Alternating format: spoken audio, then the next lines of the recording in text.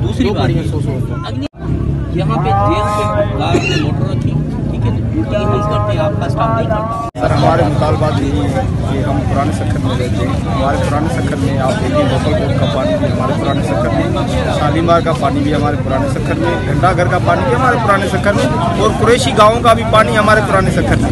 हमारे पुराने सक्खर में पानी इतना आ जाता है, जब भी थोड़ी भी बरसात होती है आधे घंटे की या 10 मिनट की, तो हमारा पुराना सक्खर सारा पानी में रहता है, भर जाता है। तो इस वजह से हम जो रहने वाले हैं उनको घूमने के लिए तकलीफ होती है, बाहर निकलने के लिए तकलीफ होती है। जो डेली मजदूर हैं, बंदे हैं जो डेली कमा के खाते हैं, उनको बहुत तकलीफ होती है।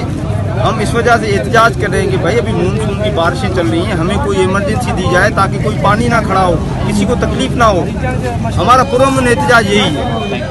कमेटी और इसी इस वक्त मौजूद है पुराने सेक्टर में। जैसे आपको पता है कि यहाँ पर 50 साल से पीपल्स पार्टी की हुकूमत है। यहाँ पर जितने भी मुंतखब नुमाइंदे पीपल्स पार्टी हैं, सक्खर इंतजाम में जो मेयर लगे वो पीपल्स पार्टी के हैं। यहाँ पर 50 साल के हमारे जहाँ वही इंतजाम हैं। यहाँ पर ड्रेनेज लाइन की जो लाइनें डली हुई हैं वो 90s की डली हुई हैं। जब भी यहाँ पर 5 मिनट की बारिश हो रही है तो हमारे घरों में 6 5 फीट के जो पानी जमा खड़ा हो रहा है। उसके साथ साथ हमारी ज़िंदगी महफूज हो रही है, हमारे घर डैमेज हो गए, हमारे फर्नीचर खराब हो गए, इंसान की ज़िंदगी काफ़ी अज़ाब बन गई है। तो हमारा सिंध हुकूमत को सक्खर इंतजाम से मुतालबा ये है कि जल्द से जल्द ड्रेनेज लाइन को, ड्रेनेज सिस्टम को बेहतर से बेहतर बनाया जाए।